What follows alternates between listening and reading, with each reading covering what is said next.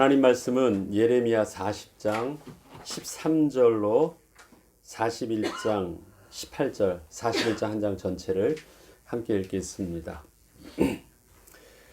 가레아의 아들 요하난과 들에 있던 모든 군 지휘관들이 미스바에 사는 그다랴에게 이르러 그에게 이르되 암몬 자손의 왕 바일리스가 내 생명을 빼앗으려 하여 느다야의 아들 이스마엘을 보낸 줄 내가 아느냐 하되 아히감의 아들 그다랴가 믿지 아니한지라. 가레아의 아들 요하난이 미스바에서 그다랴에게 비밀이 말하여 이르되 청하노니 내가 가서 사람이 모르게 느다야의 아들 이스마엘을 죽이게 하라. 어찌하여 그가 내 생명을 빼앗게 하여 내게 모인 모든 유다 사람을 흩어지게 하며 유다의 남은 자로 멸망을 당하게 하니라. 그러나 아히감의 아들 그다랴가 가레아의 아들 요하난에게 이르되 내가 이 일을 행하지 말 것이니라. 내가 이스마엘에 대하여 한 말은 진정이 아니니라 하니라. 일곱째 달에 왕의 종친 엘리사마의 손자여 느다냐의 아들로서 왕의 장관인 이스마엘이 10사람과 함께 미스바로 가서 아히감의 아들 그다랴에게 이르러 미스바에서 함께 떡을 먹다가 느다야의 아들 이스마엘과 그와 함께 있던 10사람이 일어나서 바벨론의 왕의 그 땅을 위임했던 사반의 손자 아히감의 아들 그다랴를 칼로 쳐 죽였고 이스마엘이 또 미스바에서 그다랴와 함께 있던 모든 유다 사람과 거기에 있는 갈대아 군사를 죽였더라. 그가 그다랴를 죽인 지 이틀이 되었어도 이를 아는 사람이 없었더라. 그때 사람 80명이 자기들의 수염을 깎고 옷을 찢고 몸에 상처를 내고 손에 소재물과 유황을 가지고 세겜과 실로와 사마리아로부터 와서 여호와의 성전으로 나아가려 한지라. 느다야의 아들 이스마엘이 그들을 영접하고 미스바에서 나와 울면서 가다가 그들을 만나 아히감의 아들 그다랴에게로 가자 하더라. 그들이 성읍 중앙에 이를 때 느다야의 아들 이스마엘이 자기와 함께 있던 사람들과 더불어 그들을 죽여 구덩이 가운데에 던지니라.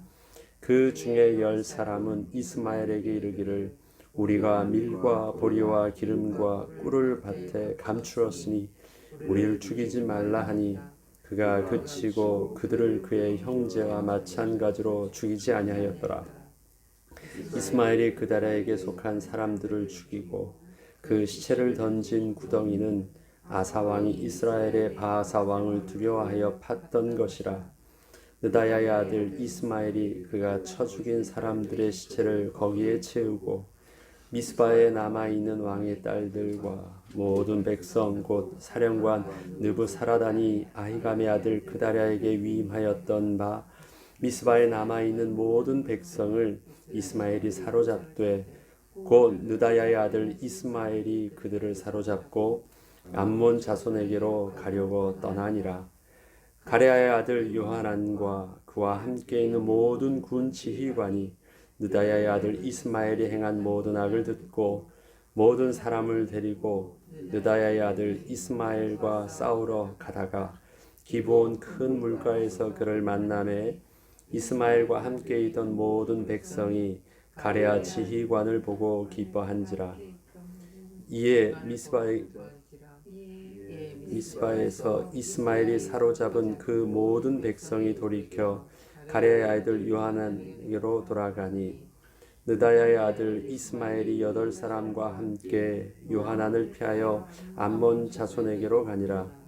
가레아의 아들 요하난과 그와 함께 있던 모든 군 지휘관이 느다야의 아들 이스마엘이 아히감의 아들 그다랴를 죽이고 미스바에서 잡아간 모든 남은 백성 곧 군사와 여자와 유아와 내시를 기브온에서 빼앗아 가지고 돌아와서 애굽으로 가려고 떠나 베들레헴 근처에 있는 게롯 김함에 머물렀으니 이는 느다야의 아들 이스마엘이 바벨론의 왕이 그 땅을 위임한 아히감의 아들 그다랴를 죽였으므로 그들이 갈대아 사람을 두려워함이었더라. 아멘. 오늘은 좀 길지만 40장 13절부터 41장 전체를 읽었습니다.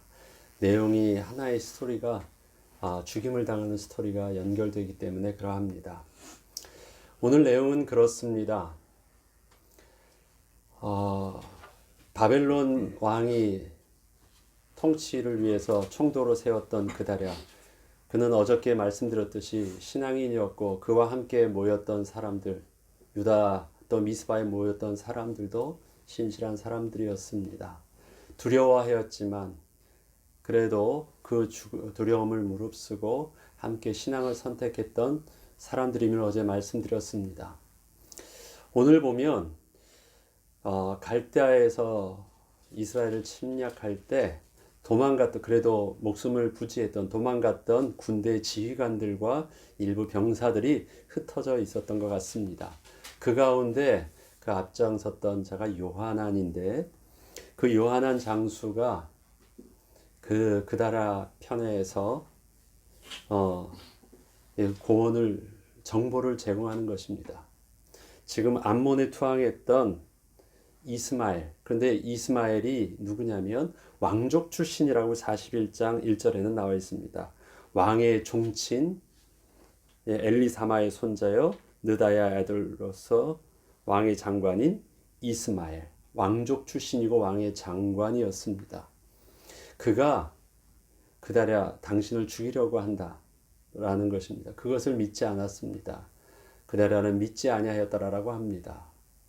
다시 한번 사람을 불러서 은밀히 그가 당신이 만약 허락만 한다면 내가 가서 은밀히 암살하겠습니다라고 하는데 그러지 말라고 말하고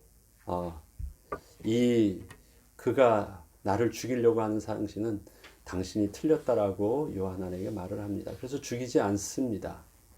결국 그것이 어떤 일이 일어납니까?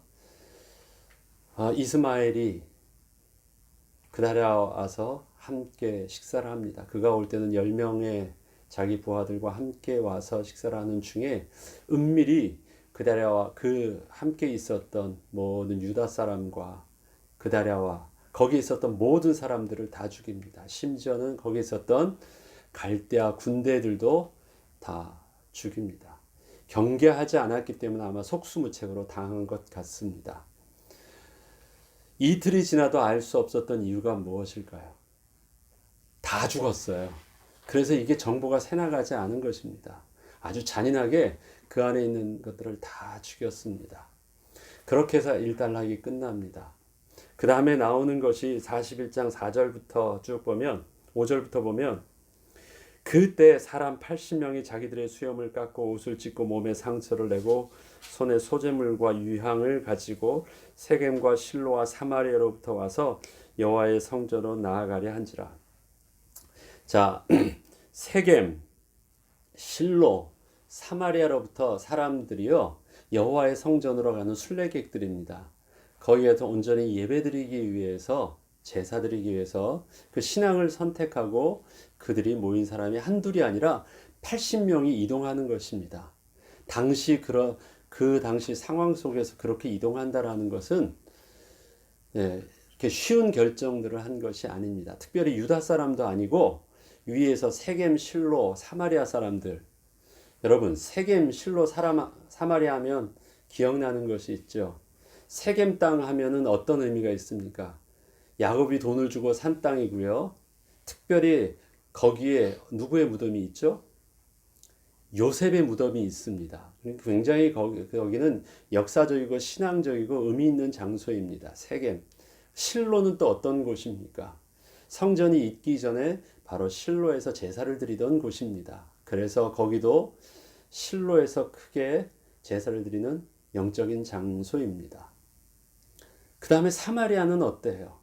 사마리아는 북이스라엘의 수도였고 거기에는 여로보암이 북이스라엘 백성들이 빠져나가지 아니하도록 거기에 성전을 세우고 우상을 세워서 우상 숭배에 다 했던 장소입니다. 셋 다 굉장히 영적인 장소입니다. 그리고 셋 다 거기서 있었기 때문에 북이스라엘 사람들이 영적으로 타락할 수밖에 없었던 또 그 빌미를 제공했던 장소입니다. 거기에서 살던 사람이라면 어떤 사람이겠습니까? 그런데 그 사람들이요, 그러한 자신들의 우상 숭배 이것들을 다 버리고 지금 제대로 예배드릴 수 있는 예루살렘으로 모이는 것이에요. 우상숭배의 핵심 본거지였던 그곳에 있는 사람들이 자기들이 지난달에 섬기던 신앙의 방식을 빼놓고 좀 모인 것입니다. 한 가지 제가 좀 여기서 이상하게 느꼈던 것이, 사실은 수염을 깎고 옷을 찢고까지는 좀 이해를 해요. 근데 몸에 상처를 내고 라는 거는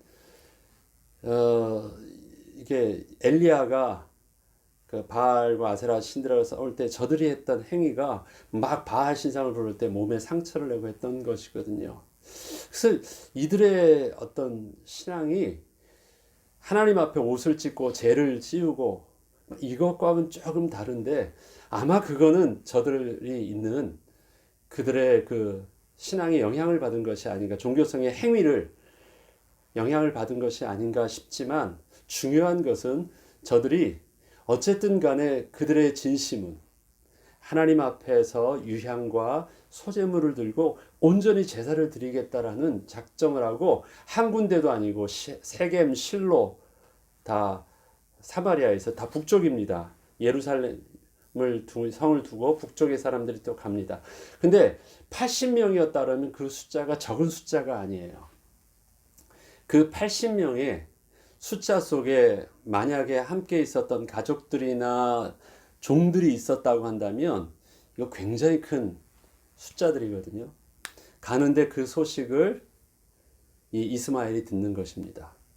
이스마엘이 딱 듣고 가서 미스바에서 나와 울면서 가다가 그들을 만났다. 우연히 만난 것처럼 하는데요.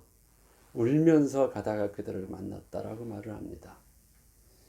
이 이스마엘이 얼마나 이 권모술수가 능한 자면, 그다랴에게 자기도 신앙이 있는 것처럼 다른 유다 지파 다른 그 백성들이 다 이 미스바로 모압이나 암몬이나 빠져서 도망갔던 사람들이 모인 것처럼 자기도 암몬에 피해 있다가 마치 이제 모이는 것처럼, 신앙으로 모이는 것처럼 하면서 모였다가 완전히 그 긴장감이 없는 그다랴를 또 거기 있던 사람들을 다 죽인 것처럼 이제는 순례객들에게는 뭐냐면 울면서 다가간 거예요. 울면서. 이 울음은 뭘까요? 자기들도 신앙을 선택하면서 가는 그 길에 만난 것처럼 하는 것입니다. 왜냐하면 미스바도 세겜, 실로, 사마리아, 그 다음에 미스바, 그 밑에가 쭉 내려가면 바로 예루살렘이거든요. 이 가는 길목입니다. 북쪽에서부터 아래로 내려가는. 그래서 딱 가는 길목에 만나서 뭔가 함께 감격하고 신앙에, 저들의 그 신앙에 나도 동참된다라는 이런 사람들을 함께 만났다라는 것이 굉장히 기쁜 것처럼 보입니다. 그런데 우리와 같은 그렇게 모인 사람들이 어디 있다는 거예요? 저 미스바에 있다는 거예요. 그래서 우리가 거기에 있는 지도자 그다랴를 만나서 우리와 함께 좀 쉬었다가 아니면 뭐 만남 속에서 새로운 기쁨을 누리고 가자라고 합니다. 그래서 그들이 의심하지 아니하고 글로 가는 길에 완전히 몰살을 당하는 것입니다. 그리고 그가 계속해서 하는 일들이 있죠.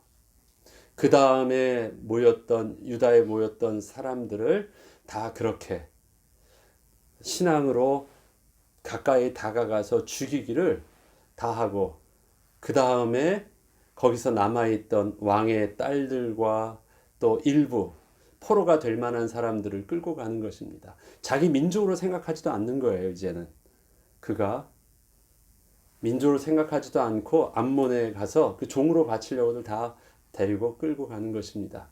이 소식을 들은 요하난, 앞서 말했던 그 요하난이 자기의 부하들을 이끌고 가서 결국은 싸워서 일부 남았던 목숨을 부지했던 유다 사람들과 몇 명을 이제 일부를 데리고 구출해 나가는 것입니다. 그때 이스마엘과 앞에 보면 함께인 10명이라는데 여기 보니까 도망갈 때는 함께 또 8명, 그러니까 2명은 그 부하 중에 2명은 죽임을 당하고 8명이 다시 암몬으로 도망간 내용들을 나옵니다.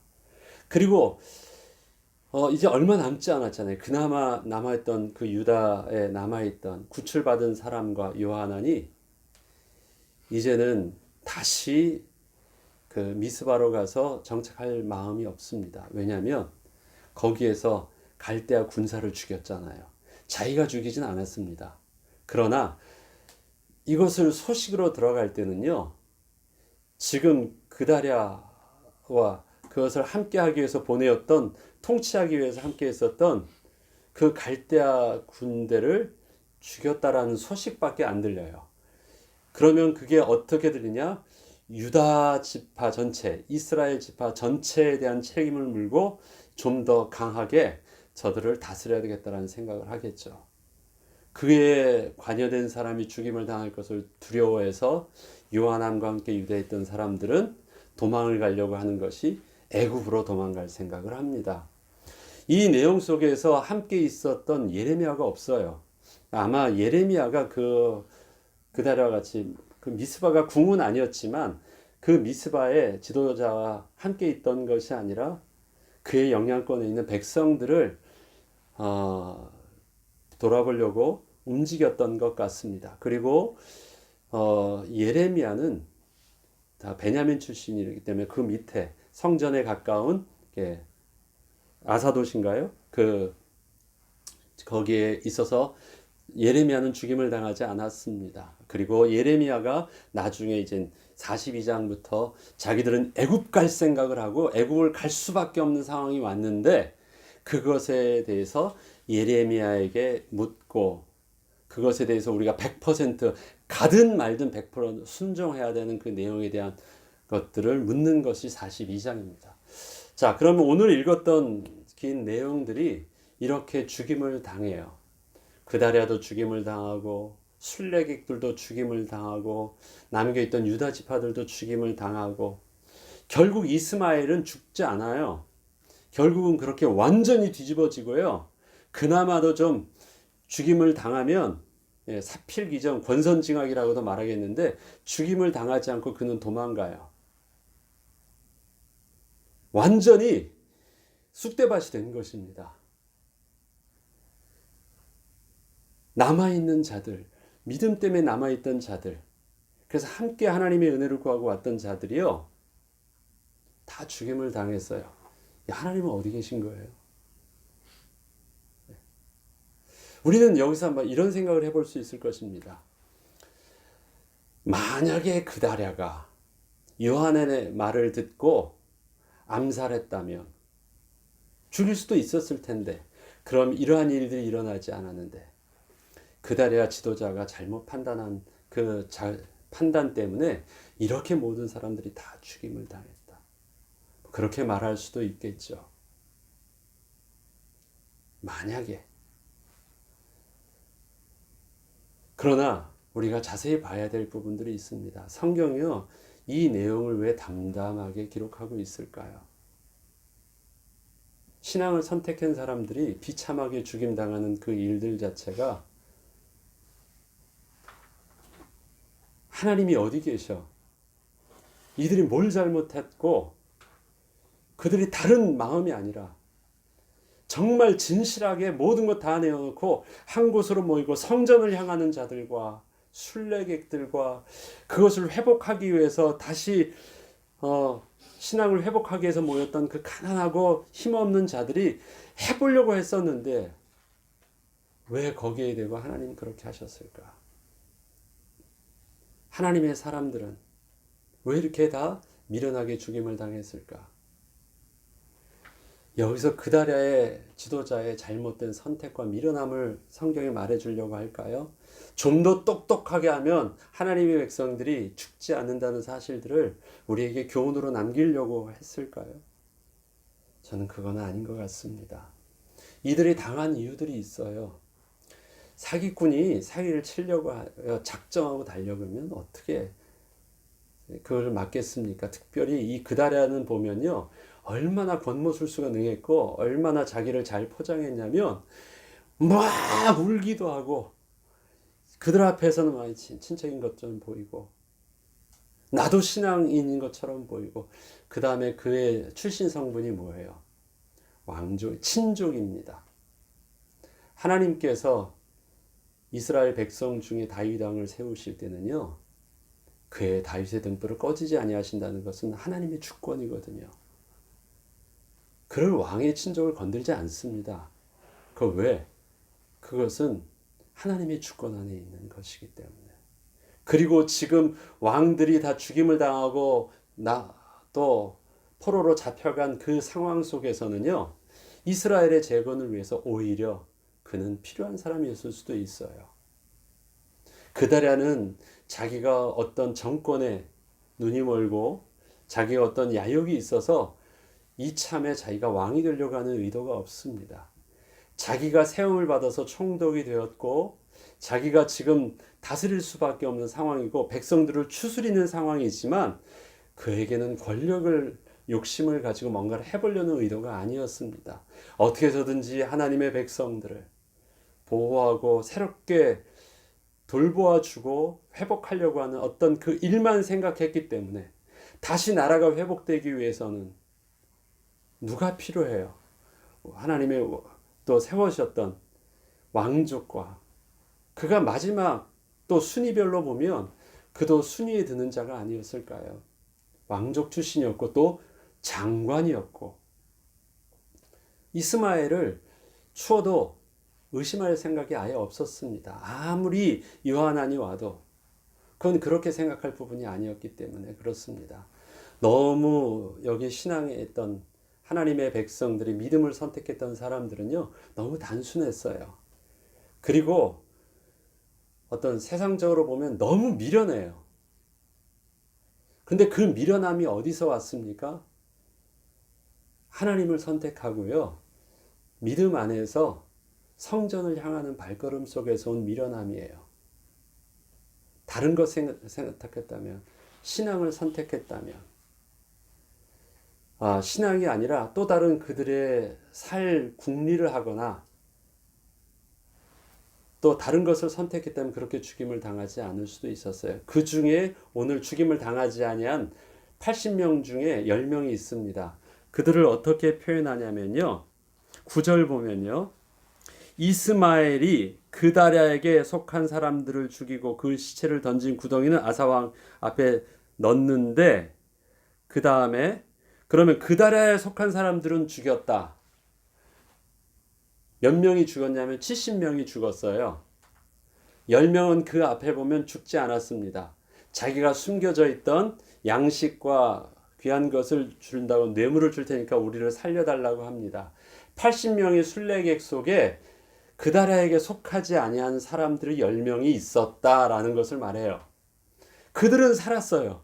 그들은 상황 속에서 빨리 대처해서 죽임을 당하지 않는 그런 수를 썼는데 그 표현을 성경은 어떻게 기록하고 있냐면 그다랴에 속하지 않은 사람들이 살았다라는 것입니다. 그다랴에게 속했던 사람들이란 말은 뭡니까?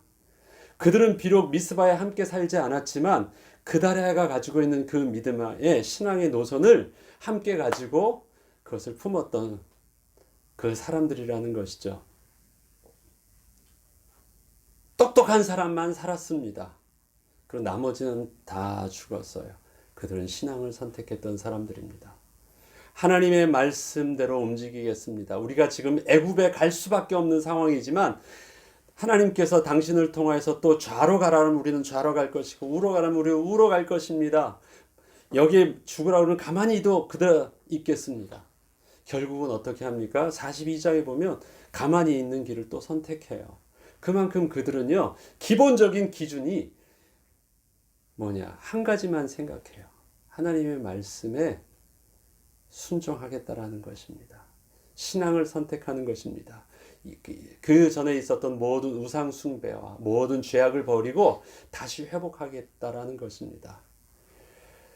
그 생각 속에서 판단되어지는 일들. 그런데 이스마엘은요, 이 사람을 어떻게 속이는지를 알아요. 이들을 어떻게 속여야 되는 줄 알아요. 저들로 가면 믿음이 있는 것처럼, 저들로 가면 나도 그들에 속한 것처럼, 그들같이 회개하는 것처럼, 저들로 가면 나도 그들과 같이 예배하는 것처럼 함께 어울려줘서 할 수 있어요. 그것을 여러분들은 어떻게 찾으겠습니까? 그래서 당한 거예요. 근데 왜 성경은 그것을 담담하게 기록하고 있을까요? 우리 영화를 보면 영화의 끝이 있죠. 해피엔드, 디엔드 있죠. 그러나 인생을 우리 영화로 본다면요, 모든 그 엔드를 어디까지 봅니까? 사람의 죽음과 마지막 죽을 때까지가 아무리 영화를 길게 만든다 할지라도요, 그게 끝이에요. 그래서 거기가 해피엔드 되기를 원하는 것입니다. 잘 살다가 그렇게 죽었더라. 어려웠지만 이것을 극복하고 잘 살다가 그렇게 죽었더라. 거기까지 외에는요, 더 이상 이야기를 할 수 없어요. 그러나 우리의 이야기는요, 우리 육신의 죽음이 끝이 아닙니다. 우리의 해피엔딩은 어디에 있습니까? 잠자는 자들이 일어나고 주께서 천사장의 나팔과 호령과 하나님께서 그 어린 양 되신 그리스도를 이 땅에 재림주로 심판주로 부르실 때 그 앞에 잠자는 자들과 예비된 하나님의 백성들이 일어나서 주님 앞에 서는 그날이 우리에게 있어서 끝입니다. 끝난 게 아니에요. 이들이 비참하게 죽었을까요? 끝난 게 아니에요. 그렇게 이들이 이렇게 할 수 있었던 것, 저들은 지금 우리로 보면요, 믿음을 선택한 순교자들입니다. 그렇게 우리의 믿음의 선조들과 신앙의 선교사님들이 그렇게 죽임을 당했습니다. 복음 잘 전하다가 똑똑하게 잘 버티다가 모든 사람들에게 효과적으로 복음 다 전하고 그리고 인생을 마쳤더라 그러지 않습니다. 선교를 들어가다가 빠져 죽기도 하고요. 문 앞에서 평생 선교 사역을 다 준비하고 들어가는 그 길에 죽임을 당하기도 하고요. 우리나라 시작도 그러하였습니다. 오히려 복음을 전하지도 못하고 들어가다 잡혀서 참수당했는데 참수한 그를 통해서 또 우리에게 복음이 들어오기도 하고요.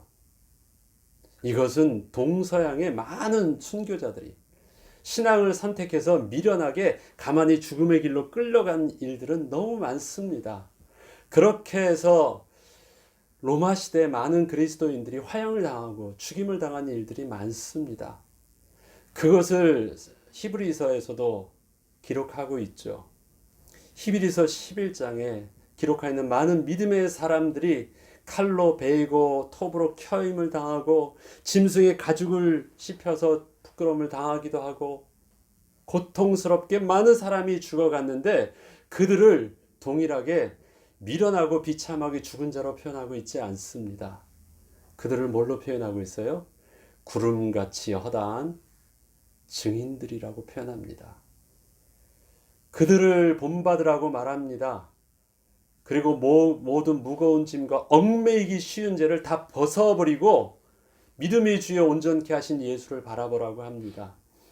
우리의 삶에 다 삶을 죽으라는 말을 하는 것이 아니잖아요. 그들의 시간표 속에서 죽임에 선택된 자들도 있었고 하나님의 시간표 속에서 순교로 택함 받은 자들은 그렇게 순교한 것이고요. 그 가운데 남겨져 있는 자들은 또 무엇을 합니까? 우리도 이제 남았는데 하나님의 말씀대로 어떻게 나아야 되겠습니까? 그래서 요한안과 남겨져 있는 자들은 정말 이젠 죽음과 삶의 기로 앞에서 또다시 그 삶 속에서 하나님의 말씀 속에 또 미련한 선택의 길을 가려고 하는 것입니다. 뭐가 지혜롭고 뭐가 더 어리석은 것일까요? 살면 똑똑하고 죽임을 당한 것은 미련해서 죽임을 당한 것입니까? 그것이 아닙니다. 사나 죽으나 우리의 기준은 하나님의 주권 속에서 그냥 그 길들을 따라가는 것입니다. 그렇게 하기를 소원하고 몸부림치는 것이에요. 그 가운데 하나님께서 은혜로 택한 삶이 순교라면 그렇게 순교를 당할 수밖에 없는 것이고요. 저와 여러분이 어떻게 순교를 선택할 수 없겠습니까? 저는 생각만 해도 끔찍합니다. 바늘만 찔려도 막 몸이 소스라치는데 생각만 해도 칼로 베인다는 거 생각만 해도 소스라치는데 무슨 순교를 해요? 순교를 그렇게 저와 여러분이 의지를 가지고 선택할 수 있는 것 아닙니다. 사람들은 그 길들을 선택한 아주 위대하고 대단한 사람들이 아니에요. 그 시간표 속에 하나님이 그렇게 이끄신 자들입니다. 저들을 향하여 그렇게 말합니다. 왕 앞에 설 때 너희들이 그렇게 두려워할 것을, 무슨 말을 할까? 두려워하지 말래요. 왜 두려워할까요? 어떻게 말을 해야 되지? 어떻게 말을 해야지 내가 살 수 있을까? 어떻게 이걸 위기를 묘면할 수 있을까? 두려워하지 말래요. 그건 그렇게 될 문제가 아니래요. 하나님께서 그 순간 하나님의 은혜 가운데 하나님께서 성령으로 하게 하신대요. 그것이 말일 수도 있고 그것이 행동일 수도 있는데 그것은 우리가 지금 생각해야 될 것이 아니라는 것입니다. 하나님이 하신대요. 그렇습니다. 우리의 삶은 우리에게 순교의 길을 가게 하실 수도 있고요. 우리에게 이 땅의 끝까지 남아서 복음을 전하게 할 수도 있습니다. 12사도 중에서 11사도가 순교의 길을 당하기도 했지만요. 죽으려고 작정하고 들어갔는데도 살아가지고요. 목숨을 부지한 것이 아니라 안 죽는 사람도 있어요. 그가 뭘 기록했습니까? 요한계시록을 기록한 거예요. 그가 살려고 몸부림치고 도망가다 한 게 아닙니다. 하나님이 죽임으로 그 순교를 통해서 복음을 확장시키는 하나님의 사역과 하나님이 그의 생명을 죽임 속에서도 보존시켜서, 옛날에도 그렇잖아요. 죽이려고 사형을 했는데 안 죽으면 이게 하나님 뜻, 신의 뜻이다라 해서 안 죽인 거예요. 살았는데 그를 통해서 또 일하게 하셨던 그 일들도 있습니다. 그런데 이러하든 사나 죽으나 우리가 뭘 하는 거예요? 우리가 오늘을 사는 입장 속에서 어떻게 하면 하나님의 인도를 받겠습니까? 그것이 내일 할 42장에 있어서의 결론입니다. 이들은 미련한 자가 아닙니다. 여기에 두고 우리는 이런 말을 하면 안 됩니다. 만약에 요한안의 말을 들었더라면. 그러나 그것은 똑똑한 길이 아닙니다. 정치적인 판단과 우리의 인생이 어떤 사람들을 의심함으로 우리의 똑똑함 속에서 일어나는 것, 그렇게 해서 조금 더 살 수 있겠지만 결국 이 이스마엘은 결국은 또 다른 권모술수를 통해서 결국은 죽임을 당하겠죠. 절대 살 수 없습니다. 이 상황을 보니까 얼마나 이스마엘이 대단한지. 그런데 하나님께서는요, 그의 그 악행을 하나님은 묵묵히 바라보시면서 하나님의 백성들을 그렇게 잃고 가십니다. 그렇게 남은 자들을 통해서 복음은, 또 하나님의 백성들은 소멸되지 않았습니다. 복음과 하나님의 말씀은 지금 저와 여러분에게 같이 구름같이 허다한 증인의 모습으로 그들을 기록하고 있고, 그들을 통해서 우리는 산 믿음이 어떠한 것인지를 또 배우며 또 이 시대 믿음의 도전을 동일하게 하게 되는 것입니다. 주의 말씀 오늘도 붙잡고, 하나님, 나는 세상 보기에는 어리석고 또 속임을 당하고 사기를 당하고 미련하게 죽임을 당하는 것 같은 그 길이지만, 언제나 나의 눈은 세상에 대는 미련하게 하시고 하나님 앞에는 지혜로운 믿음의 선택과 결정을 할 수 있는 성령의 사람 되게 하시고, 이 결정이 비록 내가 그 끝을 못 본다 할지라도 나의 이 믿음의 결정으로 인하여 하나님의 나라가 영향력 있게 확장되는 그 역사적인 그 은혜의 출발이 오늘 주의 인도함을 받는 나의 모습을 통해서 이루어지게 하여 주옵소서. 저와 여러분이 그렇게 기도하고 응답받는 백성 되길 또 주 이름으로 축원합니다. 주기도문으로 마치겠습니다.